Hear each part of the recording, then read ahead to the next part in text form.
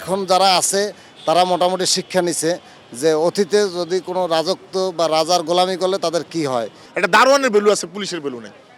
এখন পোশাক বদলান, যেইটা করেন না করেন, কোনো কিছুতে লাভ হবে না। পুলিশের একেবারে একটা পরিবর্তন, মানে মারাত্মক একটা পরিবর্তন করতে হবে পুলিশের। আর পুলিশ ছাড়া আমরা দেশ অচল।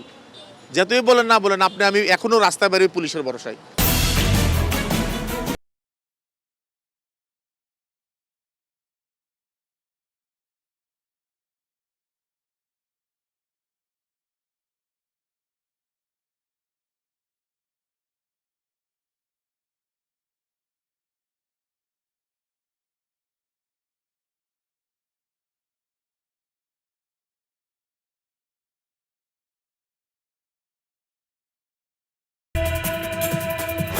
দর্শক শুভেচ্ছা।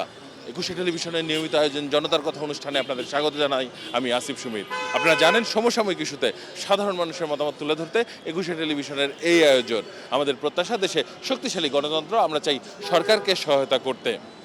দর্শক, পুলিশ সার্ভিস অ্যাসোসিয়েশন থেকে জানানো হয়েছে তারা আবারও পুরনো পোশাকে ফিরে যেতে চায়। মূলত বারবার পুলিশের পোশাক পরিবর্তন হলেও পুলিশের মধ্যে গুণগত কোনো পরিবর্তন দেখছেন কিনা সাধারণ মানুষ, বা কিভাবে এই পরিবর্তন সম্ভব জেনে নেব তাদের কাছ থেকেই।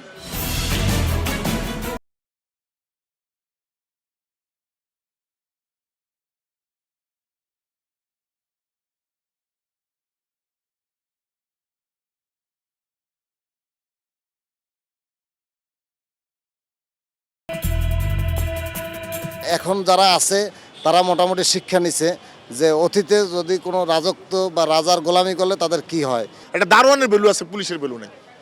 এখন পোশাক বদলান, যেইটা করেন না করেন, কোনো কিছুতে লাভ হবে না। পুলিশের একেবারে একটা পরিবর্তন, মানে মারাত্মক একটা পরিবর্তন করতে হবে পুলিশের। আর পুলিশ ছাড়া আমরা দেশ অচল। যতই বলেন না বলেন, আমি এখনো রাস্তায় বেরোই পুলিশের ভরসায়। যে পোশাক পাল্টে নতুন দিছে ওটাই ভালো। এখন আগে যেটা ছিল আমার হিসাবে পোশাক ওটাই ভালো ছিল। বর্তমানে যে পোশাকটা দেওয়া হয়েছে এটা একটা সিকিউরিটি গার্ডের মতন দেখা যায়। পুলিশ পোশাক পরিবর্তন করলে তো পারে, পুলিশের মন মানসিকতা সব কিছু পরিবর্তন করতে হবে, মানুষকে ভালোবাসতে হবে। আপনি কি করবেন? আপনার সততা থাকলে পোশাকে কিছু হবে না। পোশাক পোশাকের গতিতে চলবে, পুলিশ পুলিশের গতিতে চলবে। পুলিশের মন পরিবর্তন করতে হবে। যে ওরা আগে পুলিশ ছিলেন, দাঁড়ানো হয়ে গেছে, আর ওরা অতিরিক্ত জ্বালায় রোডের ভিতরে। নিজের মন মানসিকতা পরিবর্তন করতে হবে। কিছু পুলিশ এখনো ভালো আছে, কিন্তু অধিকাংশ পুলিশও এখন আবার আগের রূপে ফিরছে আস্তে আস্তে।